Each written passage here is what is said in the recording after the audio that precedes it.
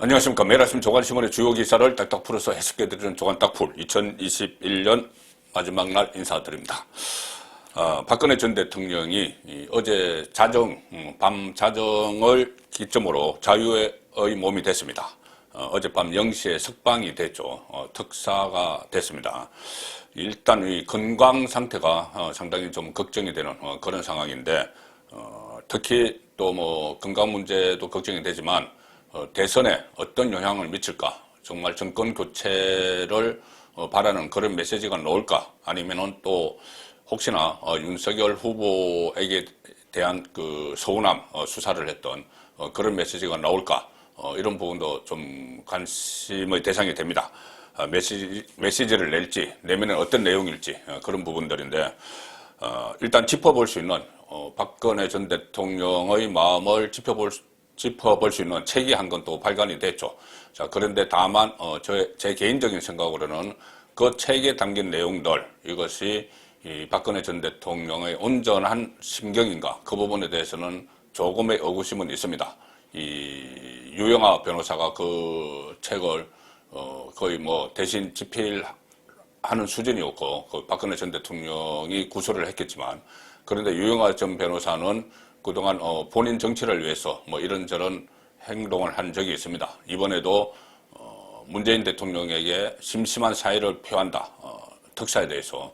자, 그런 표현을 과연 박근혜 전 대통령이 했을까?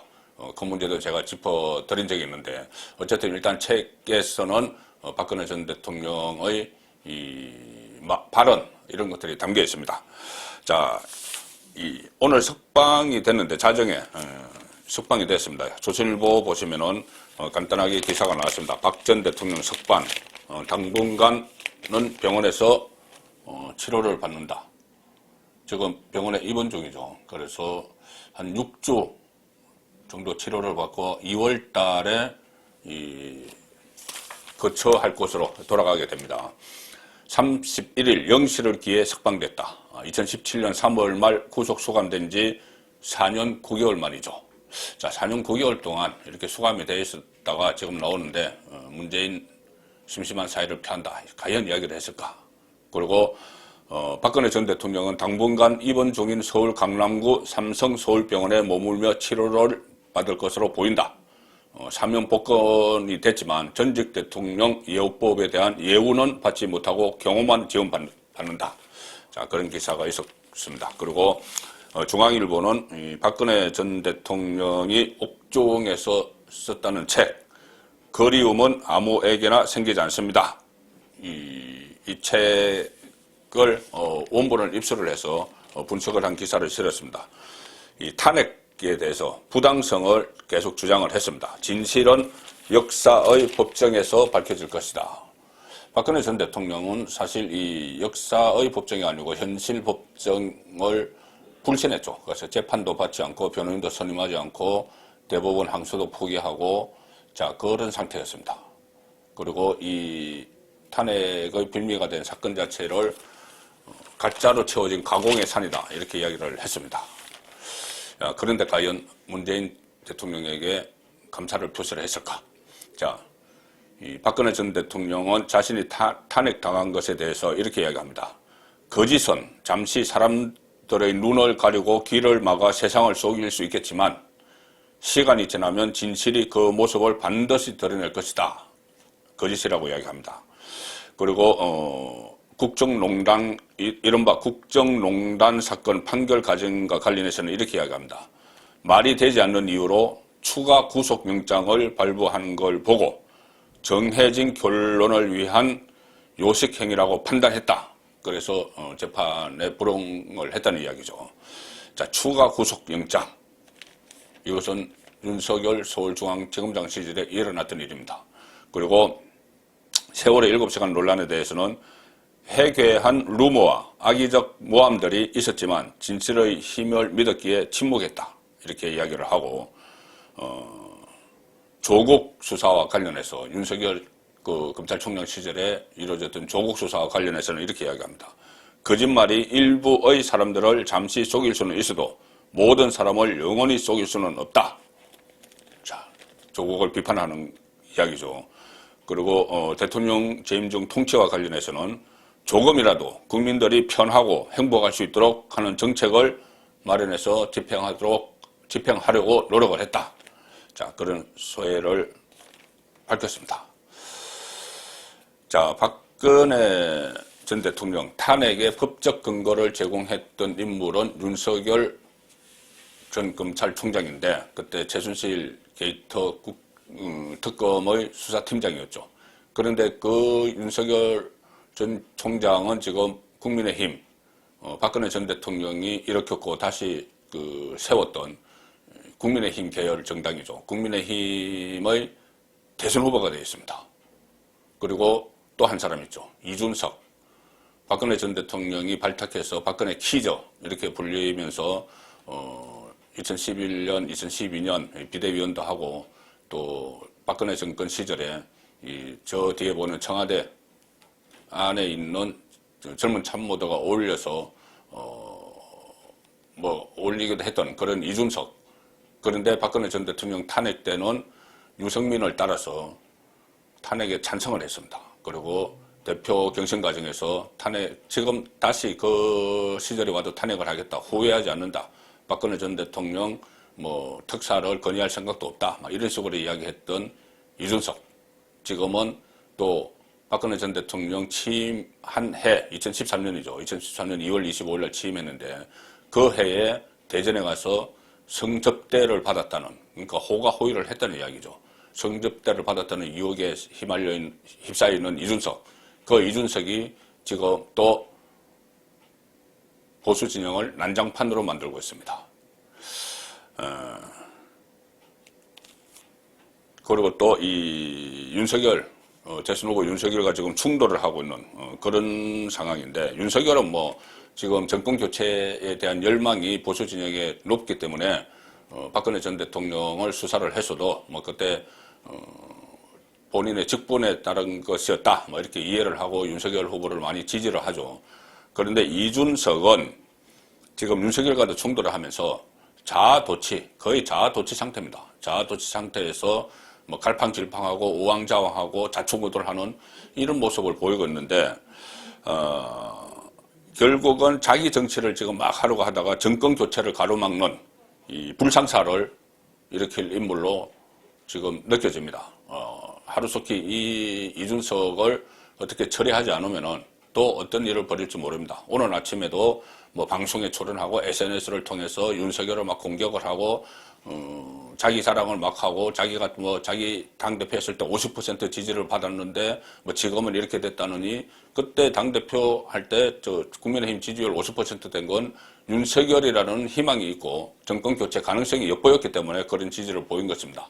근데 본인 때문에 당이 50% 근데 50% 지지율 받았다는 것도 근거가 없습니다. 어쨌든 그런 식으로 막 자랑질을 하면서 지금 정권 교체의 회방을 놓고 있는 이준석. 아무리 나이가 어리지만 이렇게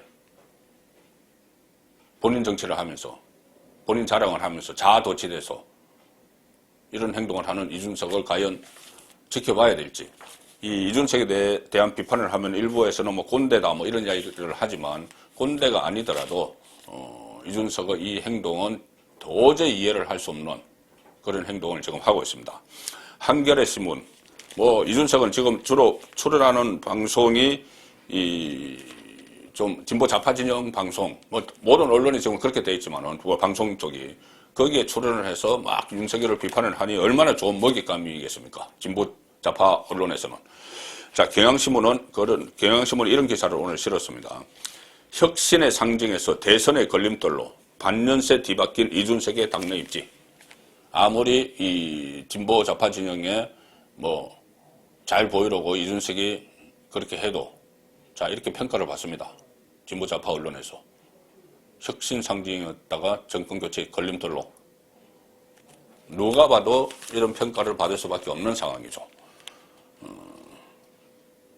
이준석, 어제는 이런 이야기 했습니다. 아예 악담을 하는 것이죠. 이해창 총재가 2002년 대선에서 졌을 때와 윤석열 후보가 비슷한 모습이 될까 걱정이다. 걱정이 아니죠. 걱정이면 안에서 대책을 마련해야죠. 밖에서 이런 이야기를 하는 겁니다. SNS를 통해서. 그래서 이 이준석이 국민의힘 혁신의 상징으로 불렸다가 반년 만에 대선 승리의 걸림돌이 된다는 우려도 나온다. 보수 진영에서. 그리고 오늘 또 이준석이 또 본인의 멘토 김종인을 또 만난다고 합니다. 만나서 또 어떻게 저렇게 명분을 찾아서 슬그머니 기어 들어갈 수가 있는데, 어제 SNS에서 이준석이 이렇게 이야기했습니다. 선대위 복귀 의사가 없다. 그리고 선대위를 향해서 이준석 대책보다 선거 대책에 집중하기를 기대한다. 자, 본인이 이렇게 난장판을 쳐놓고 나 이야기하지 마라. 이렇게 이야기하면서 어쨌든 선대위 복귀 의사가 없다.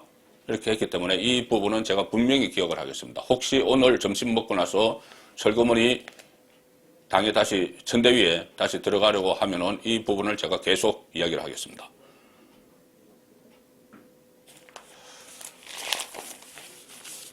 자, 윤석열 후보는 지금 어제, 그제 이틀 동안 대구 경북을 방문했죠. 오늘은 충청을 방문합니다.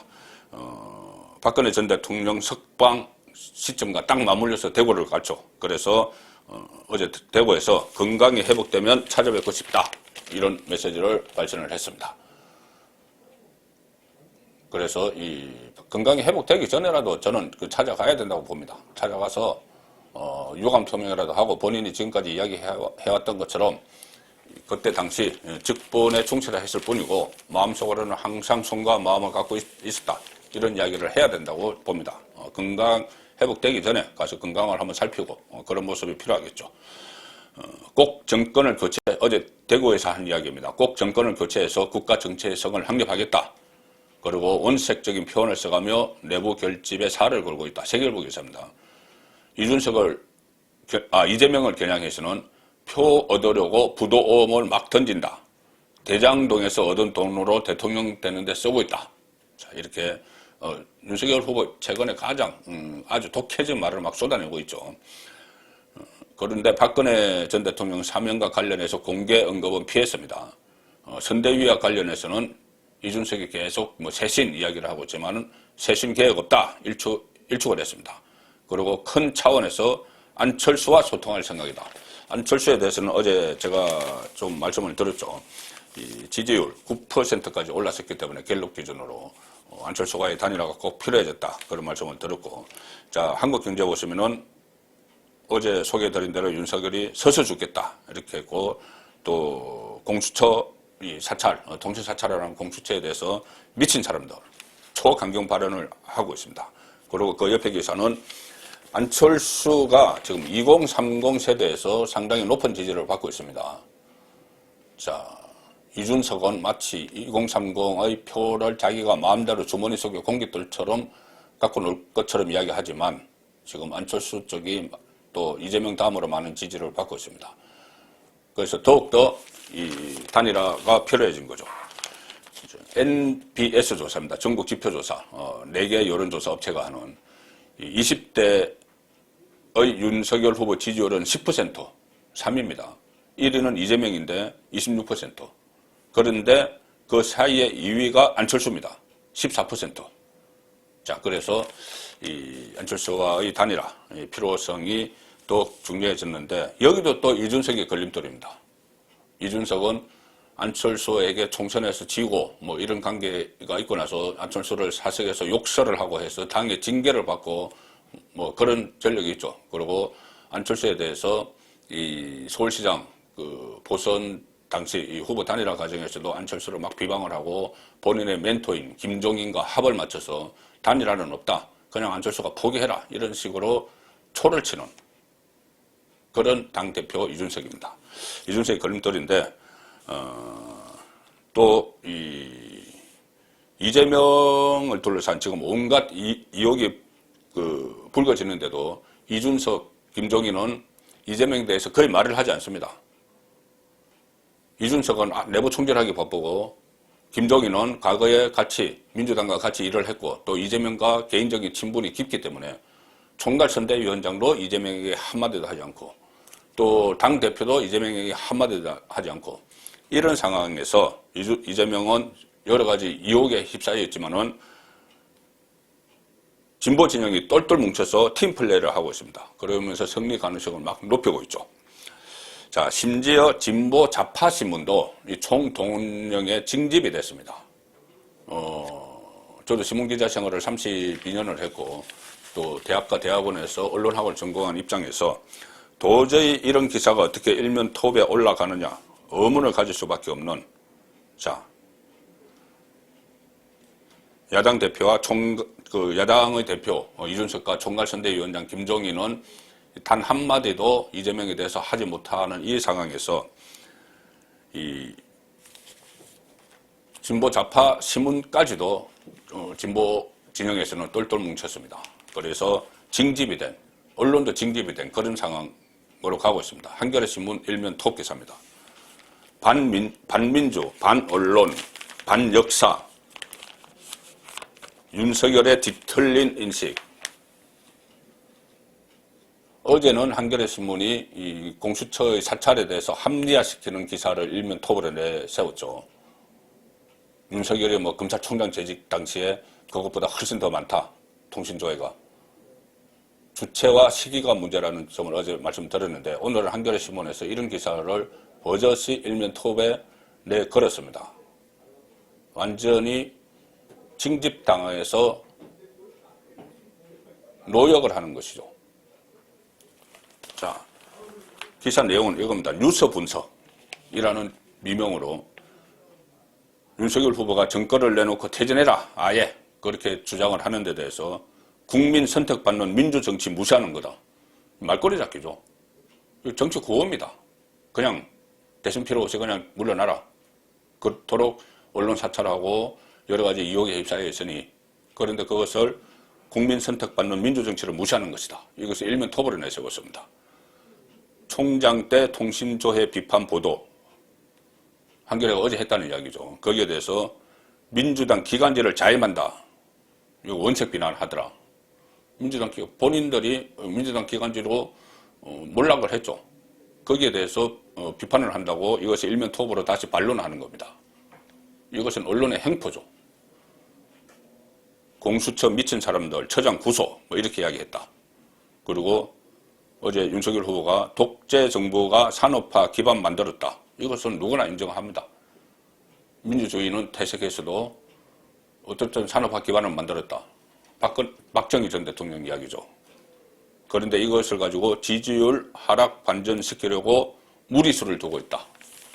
자, 이런 기사를 어떻게 일면 톱에 보도를 할 수 있는지, 저는 과연 언론으로서 기본이 되어 있는지조차 의심이 되는 한겨레의 보도 행태였습니다. 한 해 동안 송국근의 혼수를 사랑해 주신 이 시청자 여러분께 거듭 감사를 드립니다. 새해 복 많이 받으십시오.